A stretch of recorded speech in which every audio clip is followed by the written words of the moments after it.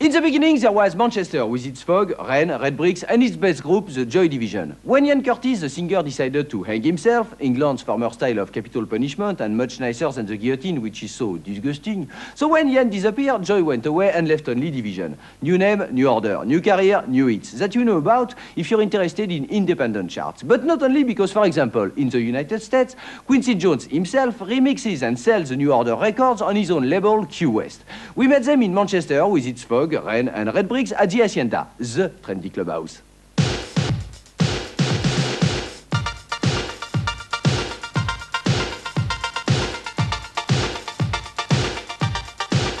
Unlike the urban side of England's self-appointed second city, at least 3 out of 4 members of New Order seem to enjoy its countryside.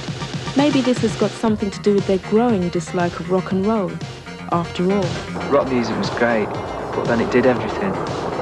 And now it just repeats itself and repeats itself and pretends that it's something new. And I find it interesting that they've been using very straight songs and very drug-influenced production or wacky production on these really straight songs, and it was an interesting area to move into, you know. But we never said we had something to say.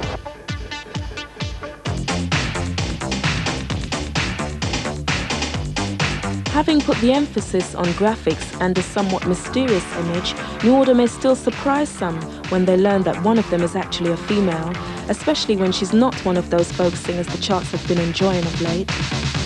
I think it's good that there's a lot of women started to play instruments and instead of just singing, because people always think I'm a singer if they don't know the group. But now, because there's a lot of girls singing and playing and everything, I think it's really good. I think girls just get put off because they think it's too technical, but I think things are changing.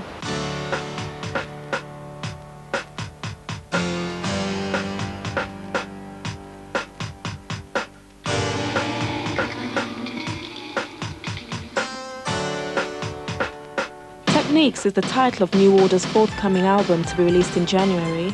In the shelter of his very high-tech home studio, Steve the drummer tells Rapido all about it.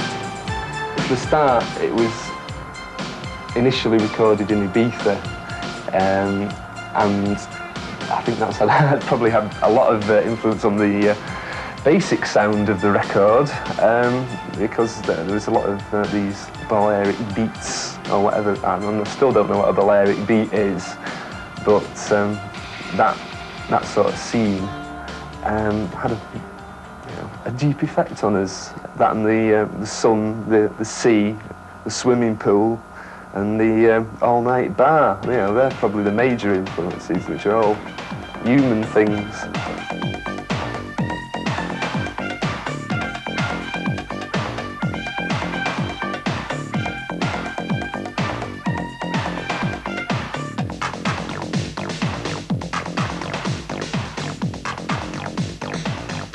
For factory boss and TV personality Tony Wilson, this new album will maintain New Order very much ahead of the crew. I think like any great pop group, they've matured with their audience. It's the mark of a great pop group.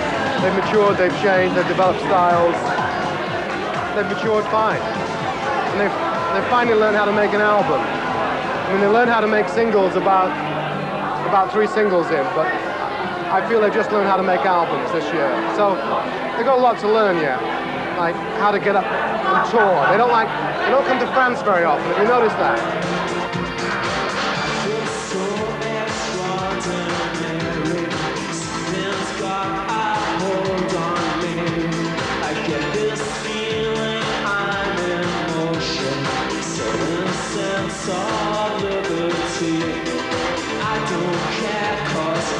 By far the most physical of the group, Pete gives Rapido a glimpse of what could have happened to Joy Division had fate decided to keep it going in its original lineup. I think pretty much the same thing has happened to U2. I think a lot of the time in my mind, U2 took all like the rock from Joy Division and developed it.